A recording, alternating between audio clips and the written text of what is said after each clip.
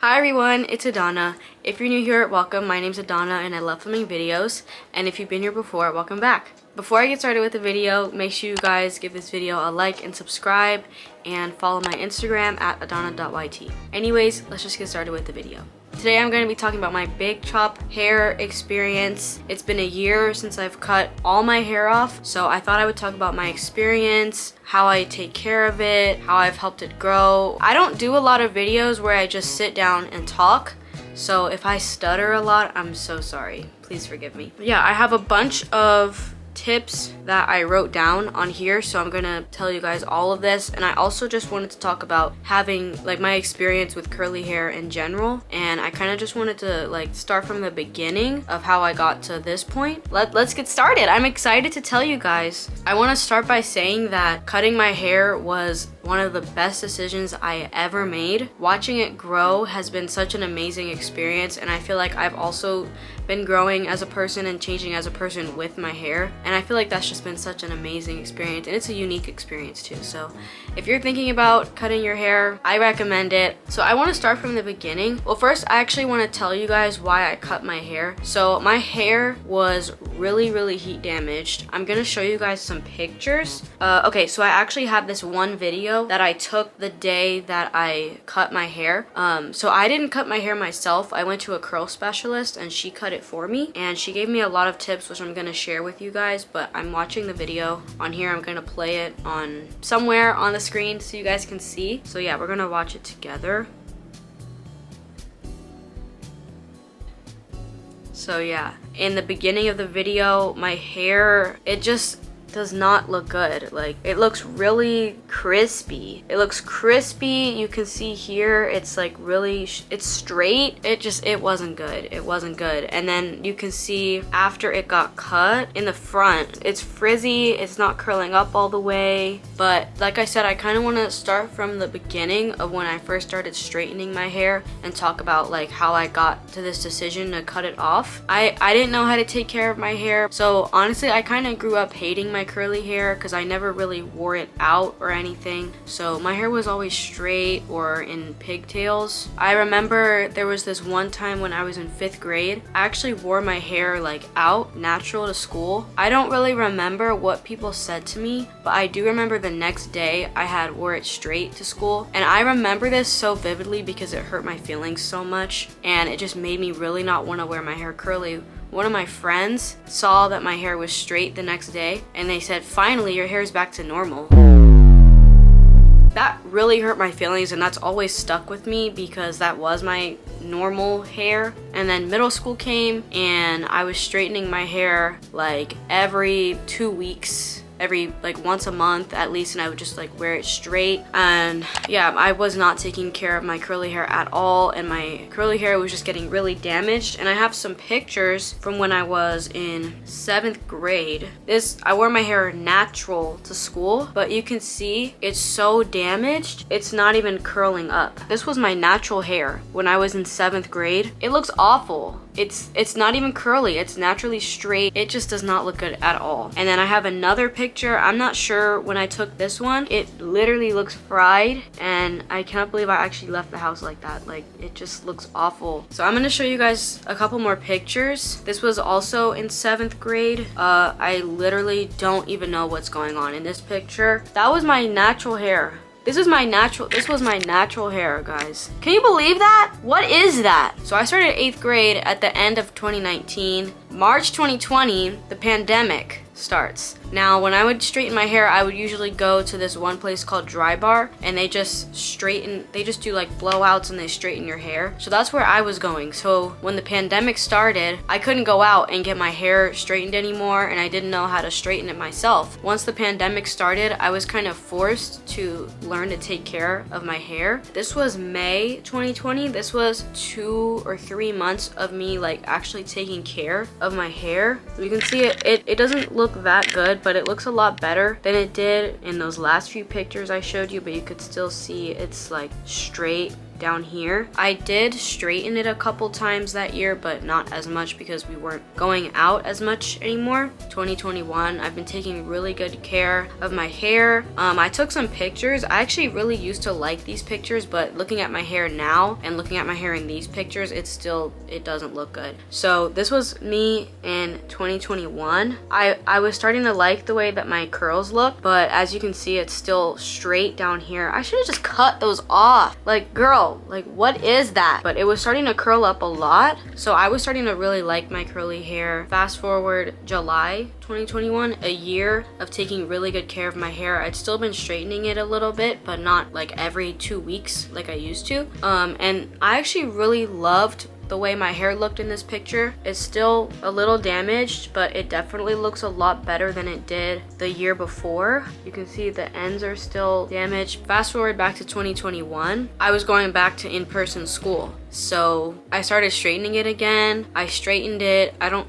remember how often, but I just remember like the first 2 months of school I had my hair straight, and then I decided to start wearing my hair curly again, and because I started straightening it again, it got damaged again. So literally all the work that I had done over the past year just was like undone. So I'm gonna show you, this was 2022. This was the first time I had tried like diffuse drying my hair, and it didn't come out good because my hair was all like naturally straight.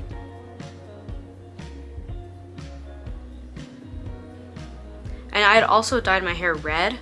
I dyed my hair red a couple times, but I had used a semi-permanent dye, so it wasn't like, I didn't bleach my hair or anything, so it was like washing out whenever I would rinse out my hair. Yeah, I was still trying to take good care of my hair when it was curly, but I was still straightening it a lot, and then whenever it would get messed up, I would like re-straighten like the front parts. 2023, my hair is still super damaged. I don't have a lot of pictures of my curly hair from 2023, but here's one. I did a hairstyle and it looks cute, but like I said, the front parts were like really damaged. So back here, it was like really straight. Here, it's straight. Like, it just looks fried. It looks crispy. I think it was November 2023. I have no idea how I got this idea or where I even saw it at, but I just got the idea like, you know what? I think I want to cut off my hair. I want to start over and grow it out curly, because I've never actually seen how my hair looks like fully grown out all curly with no heat damage, because my hair has been heat damaged for most of my life, and I was a senior in high school at this time when I was thinking about this. But this was my hair November 2023. I actually really liked the way my hair looked here. You can see the ends are still like straight, like this one long piece. Like, what is that? A senior year continues. I'm still straightening it, but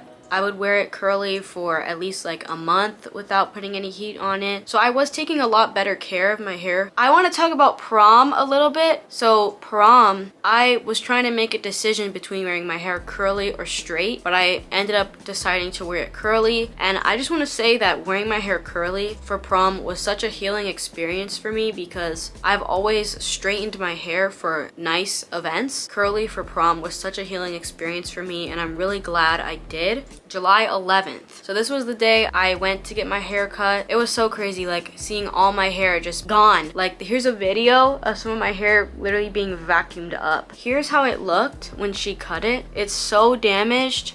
The front is so damaged. Like, it's all straight in here. I mean, it just looked really frizzy, really dry. This was the day after I had cut it. It looks really damaged and just not good. I'm sorry. Yeah, it's not a very flattering video of me. So now I've talked about my hair experience, like the whole timeline of everything. So now I want to give you guys like my tips that I've gotten and that I've kind of learned like along the way of growing my hair. So this is the spray bottle that I use. This spray bottle is so good because when you spray, it like continuously sprays. Every day when I would do my hair, I would put so much water in it. That's really helped my hair. My hair is really soft now. It feels really hydrated. It doesn't feel dry. So definitely one of my biggest tips is water. I usually let my hair air dry. The only time I diffuse it is after I wash it, which I'm going to talk about that in a little bit. The curl specialist that I went to, she also suggested that you use products where water is the first ingredient because those products are the most hydrating for your hair. I use this leave-in conditioner. I love this leave-in conditioner. I feel like it really hydrates my hair, and the first ingredient is water. And then my curl specialist also recommended this product, and this is what I've been using for the past year. I also did try some protective styles. It was another way to get a break from doing my hair every day. Like, this was the first one that I tried. I really liked this hairstyle and my hair grew a lot. In my opinion, I think that these kind of protective hairstyles help with hair growth a lot because it's your natural hair. I had braids a couple years ago, 2022. If you guys look at my older videos, you'll see I have braids. My hair used to be so thick, and then once I took the braids out, my hair was even more damaged than it was before. It just looked so bad. So I haven't gotten those kinds of braids since then. I don't really think that helped my hair grow at all. While I had this hairstyle in, I was also using this Curlsmith bonding oil, which I actually use this on my hair like every day or every other day. When it's dry, I just like put a little bit on, and this helps strengthen your hair and repair heat damage, and it also makes my hair feel really soft. And then I tried a different one, which I just did last month. It's got twists in the back, and then it's twisted in the front too. And then I would also use some of this wild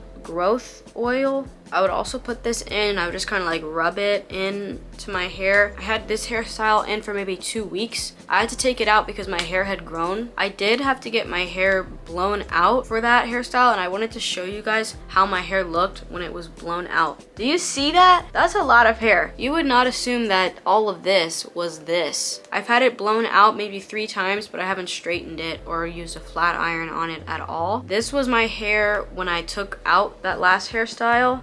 It had grown a lot.